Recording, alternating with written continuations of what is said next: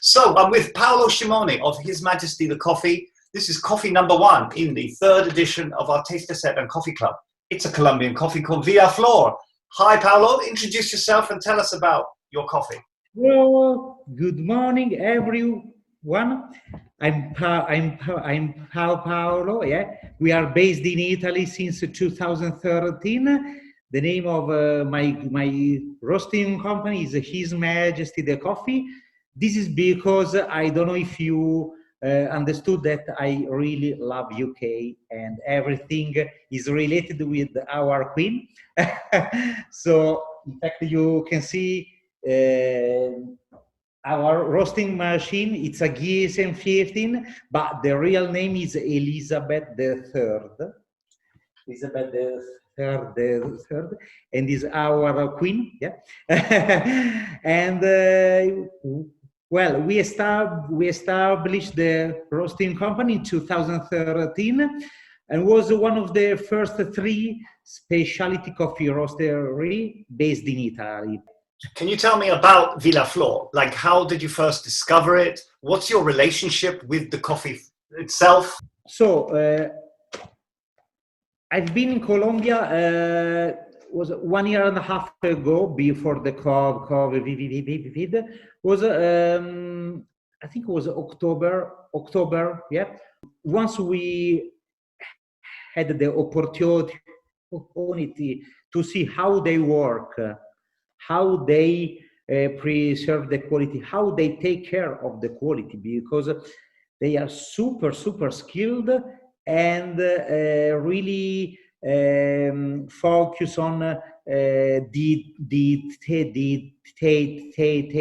So they care about the moisture, the water activity. So every single thing related to quality that allow them to give you really an amazing cup. Really, I like pink bourbon. I tried many times in my life, but this one is super floral and really strange for a pink bourbon. It's juicy and it's something like, so imagine the floral notes of an Ethiopian gachef, or the juicy part, yeah, the juicy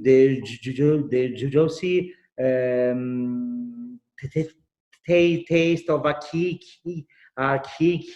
Kenyan coffee, and the stone fruit part of for example, a Costa Rican coffee or a Colombian coffee. If you merge all together, you obtain this coffee. Well, it sounds amazing. I mean, the pink bourbon is a fascinating coffee bean, a rather expensive one. I'd like to know a bit more about the pink bourbon. Is there anything more you could tell me about it? So pink bourbon is something that you can find on the market since no more than 6 years, 5-6 years, because it is something that is so before was not so popular, and yeah, because of the production. So the quantity of coffee that you obtain from a tree of a pink bourbon is much less than a normal yellow bourbon. So now let's jump in and brew it, and yeah, we'll brew it with you. I choose the Kalita. So why I choose Kalita? Why? Because in my opinion, yeah, some coffees with strong floral notes, I really can't emphasize these notes using a classic V60. Yeah. So today the recipe is so I wrote down, because I with all the coffees we have, I don't remember them all, but for this coffee I suggest you 92 degrees, 92. So we set up on 92 the kettle, okay, and a ratio of 68 grams per liter, 68. If it's 12 grams or whatever their recipes, you're adjusting a 17-gram recipe down, which is why it's 13.6, because you're keeping to a specific ratio. Okay. So,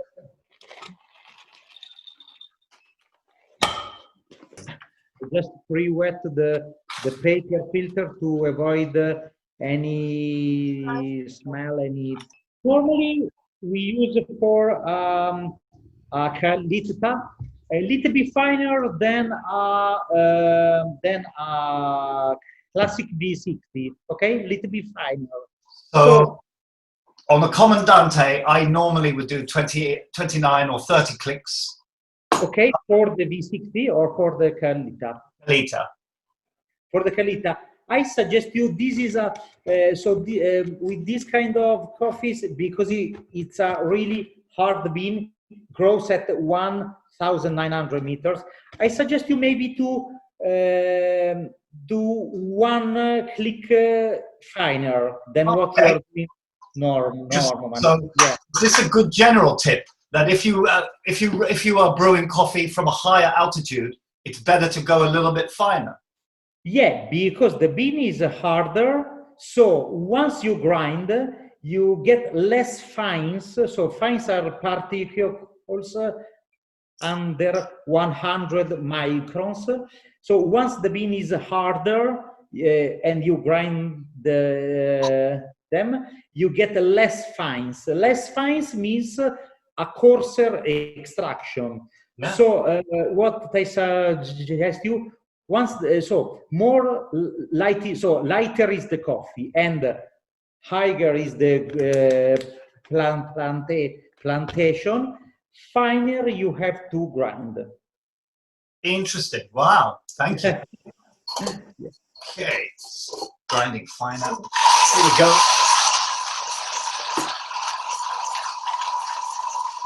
Total extraction time. So depending on your pouring style. So if you pour in one time, in two times, or if you do a pre-wetting with this coffee, I suggest you quite short pre-wetting, like no more than 30 seconds of pre-wetting, with maybe double dose of the coffee that you are using. So we are using 13.6, so 27 grams of water, half minute, and then we start to brew. So the total brewing time with this coffee, I suggest to don't go over there 2 minutes and a half of total brewing time. So 2 minutes 20, 2 minutes 30 is good, but no longer, because otherwise coffees like this, I think the quantity of flour notes are decreasing if the time is too long during the extraction. I get you. It's a sensitive bean with delicate notes, and if it's over extracted, even just slightly, it destroys the sort of subtle delicacy. Absolutely, yes. Okay. Good. So reset the clock, putting the coffee in. Yeah. That says 19. Once I put the coffee in, I suggest you to shake a little bit to get a flat bed. Can start to pour. So 27 grams of water. Good. 7. Someone just moved in this way little bit. So if you do a delicate and slow spin, you can, you are sure you are wetting all the coffee. Now I pour 100 grams of water. Once, at 1 minute, I pour another 50. Okay. I'm pouring another 50. Yep. Yeah. So we were, so we set it up on 200 ml of total water. Okay. Okay. And now at 1 minute 25, 1 minute 30, I pour the rest of the water. So until we reach 200 grams of water. That's it. Now my timer is showing 2 minutes 10, and we are pouring the last. I finish at 2 minutes 20 exactly. I finished at 2:16, so very close. Yeah. Cheers. With this kind of really delicate coffees, is to don't drink it all at only one temperature, but some floral notes you can recognize the best once the coffee is a little bit lower, like 45-50 degrees. So I always suggest to mix and to pour in your cup just just maybe half, not all, because okay, you just pour half, okay, and you can start to enjoy the coffee, but the rest I think will surprise you. Cheers. Cheers. Smells amazing. Yeah. I can already pick up all the details in the aroma. Wow. Ooh, I think I love this recipe. It's really great.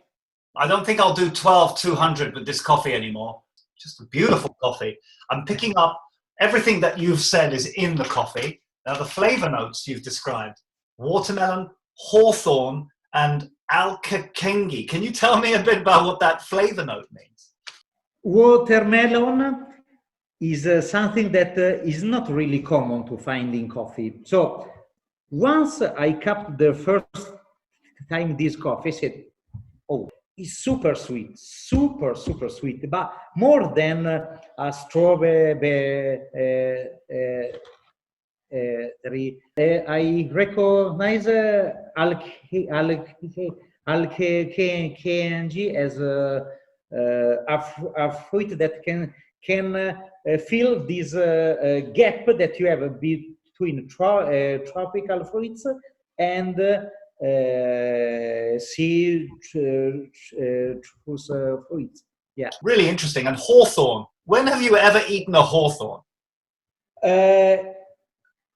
What we discover in this coffee is the floral part. So is the hawthorn, but the flowers, you know. So is the floral part of this coffee that is not jasmine, because jasmine is more is stronger and is more more long in taste also, and is something that it's super easy to recognize. This is another white flower, more delicate and more close to a flower of a berry. Almost pepperiness, but not quite. So I see where you're going with this. Amazing. A fantastic coffee. We visited you a year ago, just before all the craziness started. And I just wanted to talk a little bit about what's coming up for you this year.